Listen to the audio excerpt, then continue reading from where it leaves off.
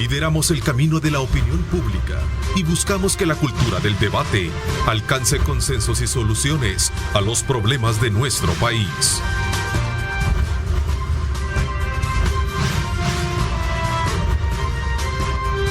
Diálogo con Ernesto López. Son las 6 de la mañana con 30 minutos, 6 con 30 minutos. Bienvenidos una vez más. Gracias por sintonizarnos, por estar con nuestra señal desde muy tempranas horas de la mañana.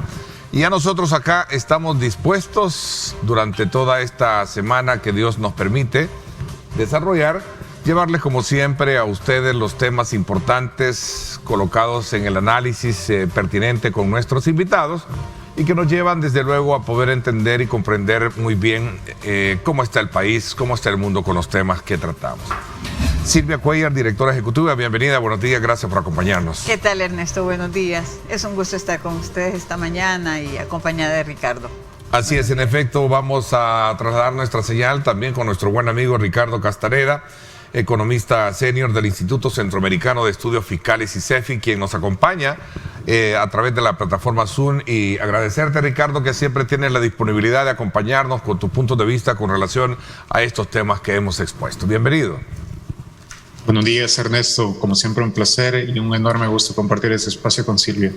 Es una situación bastante difícil la que estamos viviendo y vamos a seguir, ¿verdad?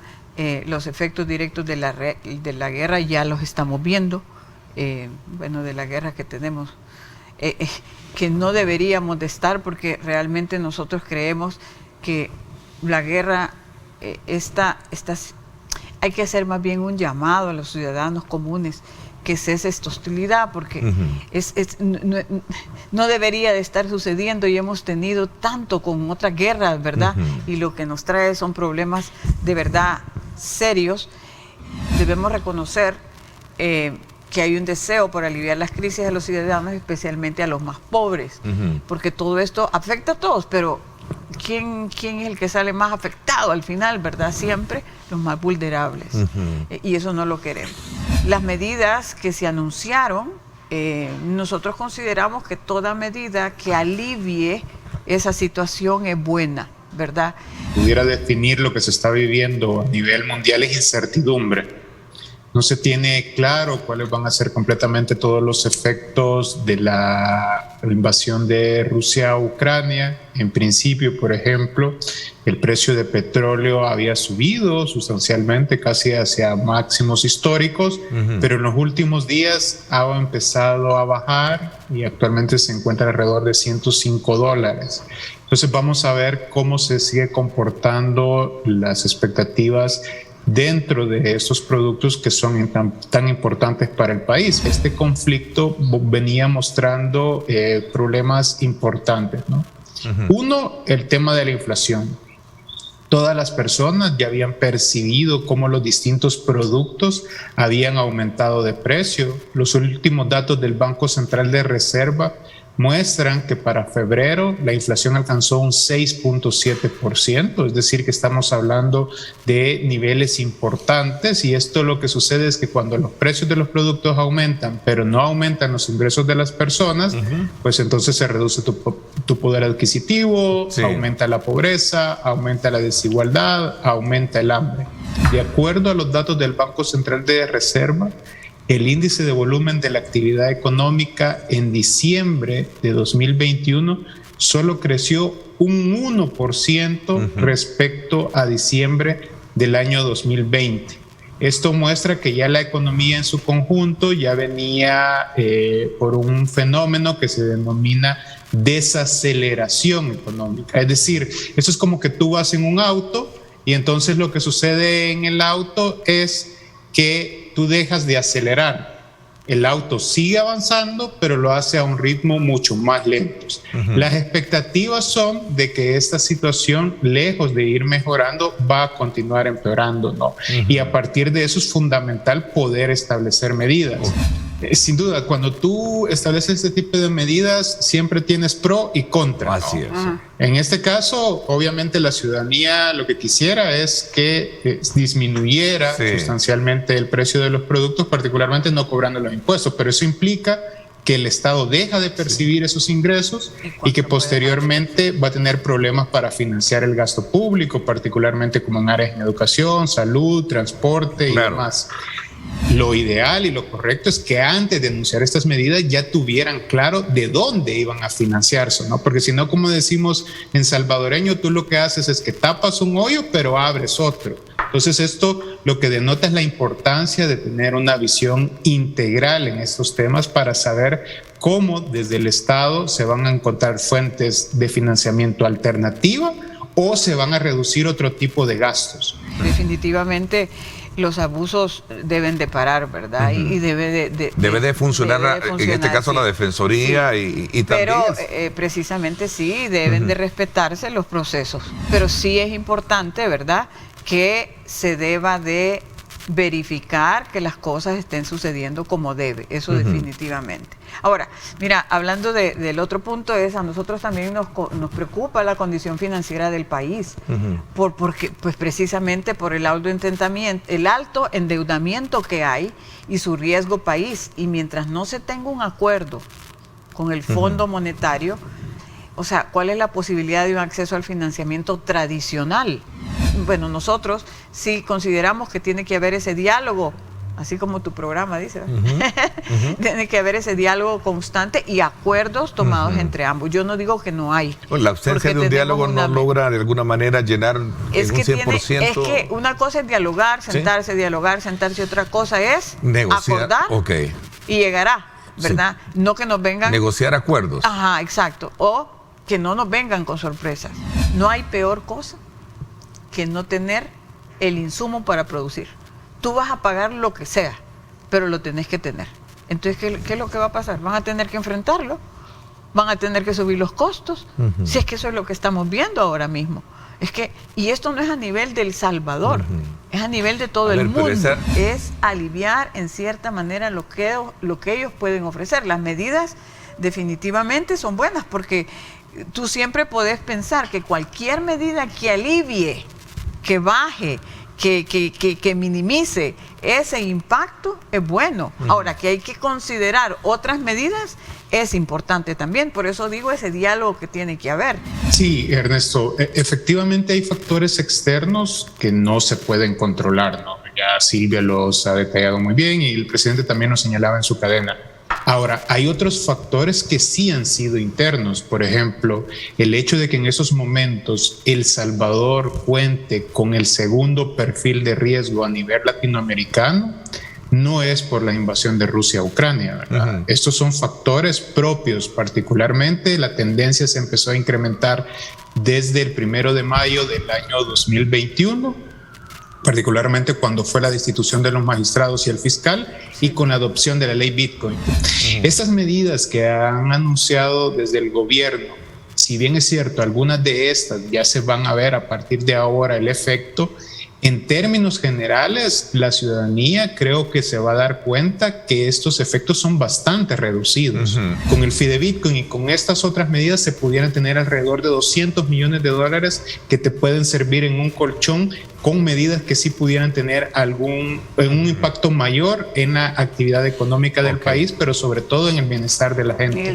Sí. Hay que tomar medidas que ayuden al bolsillo de las personas y esa nos parece que es una medida es positiva, ¿verdad? No, en realidad, las medidas que tomó el presidente, que se anunciaron y las que ya pasaron por la Asamblea, no consideramos que son positivas, pero ¿qué más se debe de hacer? Porque eso va a aliviar. Hay que ver también que no sea de tal forma que vayamos a dañar también la producción nacional, ¿verdad? O sea, no nos vaya a desplazar por estar trayendo otros países con respecto a ese equilibrio debe ser importante tenerlo presente en toda esta crisis, porque descuidamos lo nuestro para traer de afuera. Y eso no debe suceder. Todo es más costoso si el proceso de llegar desde el origen hacia el destino es más largo. Entre más largo, más caro, ¿verdad? Entonces, entre más rápido nosotros podamos enviar nuestros productos a otros mercados, vamos a ser más competitivos. ¿Y qué tan cierto se cumplió eso hoy con lo de la pandemia? ¿Aprendimos de la crisis? No, claro, pero sí, por supuesto. Nosotros hemos, como dije, aprendido a traer productos de otros proveedores. Ojo, viendo la calidad, porque eso es importante. ¿verdad? Que la calidad de este proveedor sea con la calidad del proveedor que tenía, porque eso es fundamental. Hay una demanda bastante fuerte, hay que aprovecharla, pero por eso es que nosotros insistimos en el tema de la facilitación. Fíjese que al inicio de este periodo gubernamental, nosotros presentamos una propuesta de modificaciones a la ley de aduana. A la fecha estamos esperando. Afortunadamente se nos ha indicado que ya está revisada y que ya la vamos a ir viendo como una propuesta, porque no solo era una modificación a la ley de aduanas, sino que se tiene que ver todo el contexto. Aunque nosotros necesitamos mucha inversión, y la inversión lo que requiere es tener reglas del juego claro, y lo dije anteriormente y lo debo de repetir: el manejo fiscal. Debe de haber un acuerdo con el fondo, y las opciones de financiación para el país son fundamentales. Es necesario que también, aparte de eso, es necesario, como estoy diciendo, no es solo de un sector o de otro, es de todo. ¿Y por qué no ver reducciones en el sector gubernamental? En un contexto de crisis, el rol que pueda jugar el gobierno es clave, ¿no? En las medidas que se puedan establecer. Es uno de los principales actores de la economía. Por eso es importante, cuando se anuncien medidas, que éstas sean bien articuladas, que tengan a la base elementos técnicos, que tengan certidumbre y que no parezca improvisación, porque si no, los mensajes que se mandan son mensajes contradictorios y peligrosos. Y el tema financiero es el tema clave para poder enfrentar una crisis de una gran magnitud. Y a partir de eso es fundamental que se presenten las medidas. En estos momentos nadie conoce cuál es el plan en el ámbito fiscal que se quiere impulsar. Desde las autoridades de Hacienda dicen que hay cero riesgo de que el país caiga en impago. Sin embargo, los mercados internacionales, a partir del ENVI, lo que están observando, conforme van pasando los días, el riesgo se está incrementando. Entonces es importante que se le diga a la ciudadanía cuáles son las alternativas que el gobierno tiene. Hay diferentes temas que tienen que ver con la competitividad, y nosotros siempre vamos a insistir con eso, porque si somos competitivos vamos a poder seguir. Mira que las exportaciones han estado bien. Nos recuperamos de toda esa disminución que tuvimos durante la crisis, ¿verdad?, del COVID, y no solo nos recuperamos, sino que estamos creciendo bonito. Si esa articulación es bien establecida y es acordada entre ambos, es mejor, porque va a salir un producto que realmente una propuesta, un plan en el que vamos a estar los dos caminando de la mano. Todas las proyecciones de crecimiento, tanto a nivel mundial como particularmente las de los países de la región centroamericana, se tienen que revisar a raíz de las proyecciones que se van a tener. Lo que ya se ha anunciado y también nosotros estamos señalando es que todas las revisiones van a ir prácticamente a la baja, ¿no? Es decir, que se va a crecer menos, la economía no crezca. Eso es como de lo peor que le puede pasar a la economía. Hace unos meses esto era impensable, ahorita es uno de los escenarios que se tienen, y por eso hay que estar observando cómo es el comportamiento de las distintas variables. Por eso es importante prepararse para los peores escenarios y tomando en cuenta las medidas necesarias para incluso que esta crisis se convierta en una oportunidad de resolver esos problemas históricos que ha venido arrastrando la economía salvadoreña.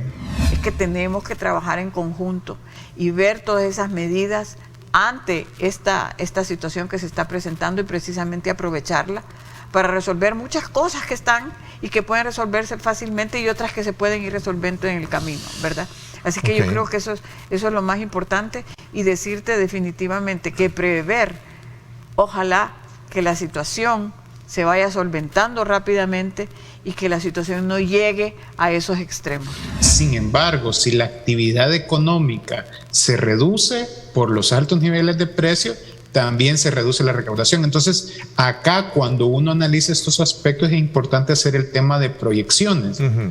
Por eso te señalaba que, por ejemplo, con esta medida que se ha anunciado de la reducción de casi 26 centavos al galón de combustible, estos son recursos que el Estado va a dejar de recaudar. Sin embargo, estos recursos ya tenían un destino para qué iba a servir financiarse, ¿no? Entonces ahí el gobierno tiene que encontrar las medidas alternativas, y por eso nosotros hubiéramos querido que antes que se anunciaran estas medidas ya se hubiera analizado previamente cuál es el impacto que se tiene, porque todas las medidas no son neutras. Siempre hay elementos en los cuales se sale beneficioso y hay elementos en los cuales se tiene pérdida. Pero la lógica debería de ser que cualquier decisión tenga más beneficios que costos. Pero hay otro tipo de productos que sí se vienen de otros países.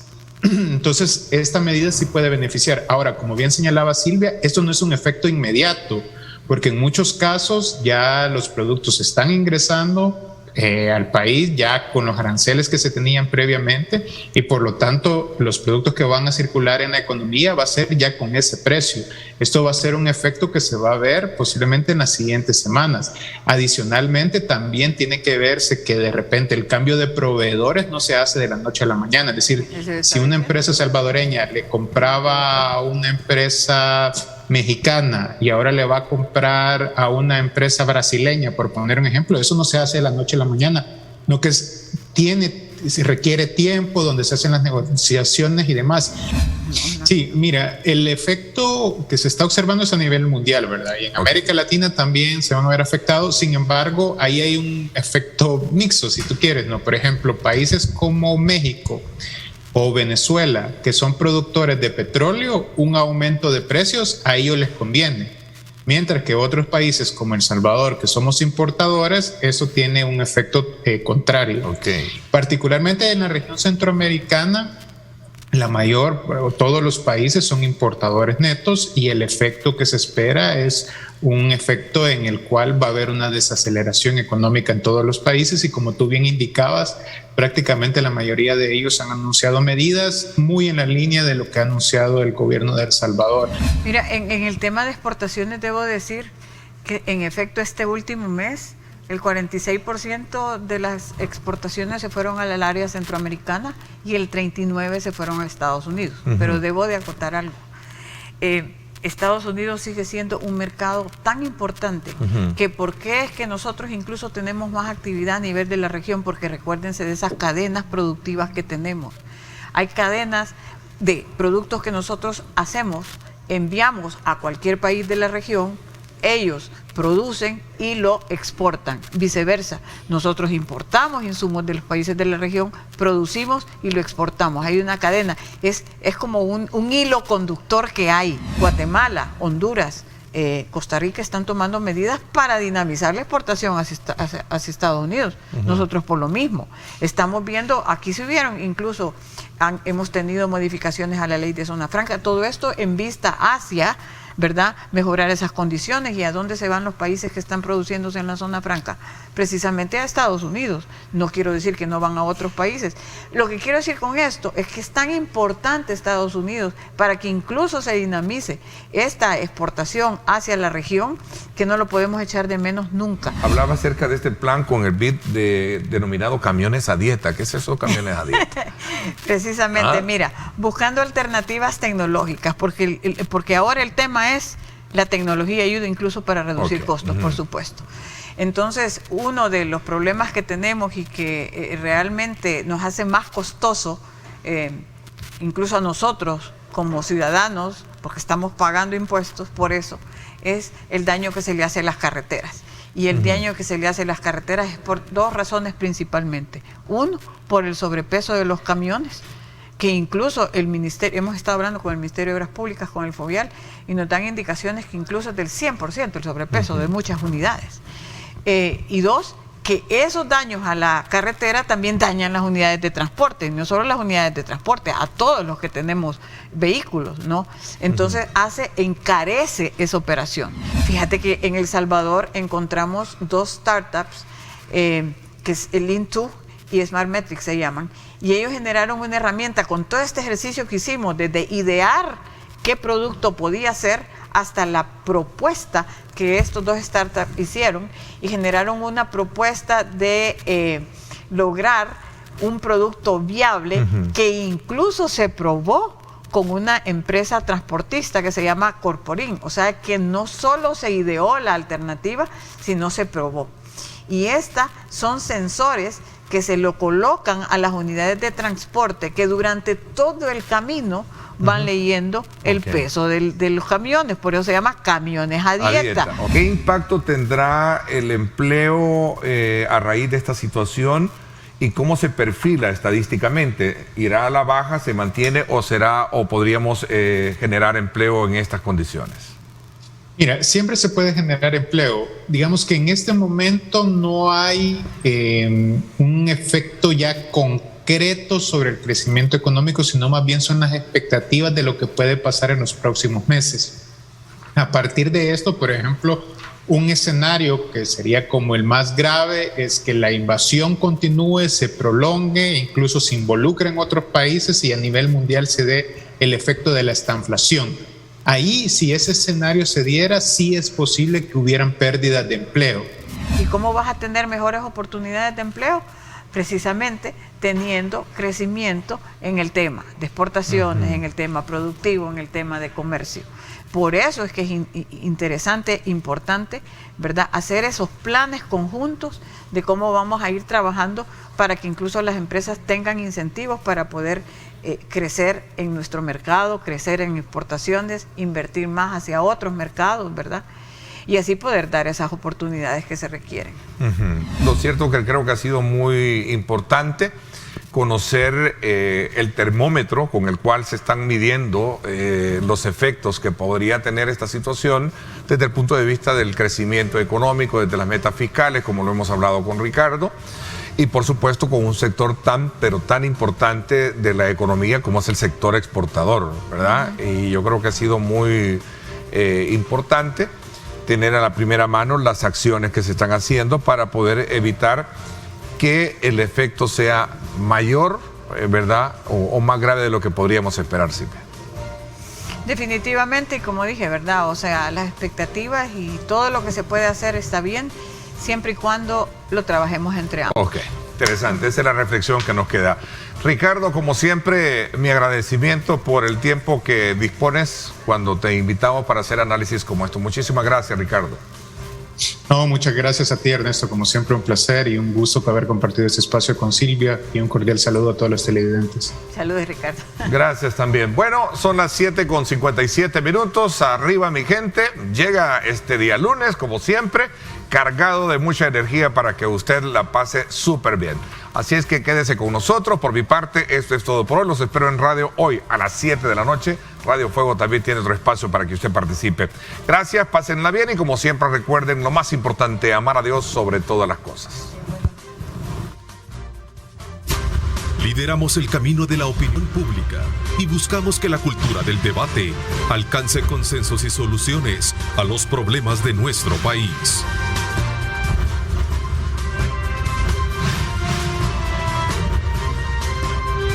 Diálogo con Ernesto López.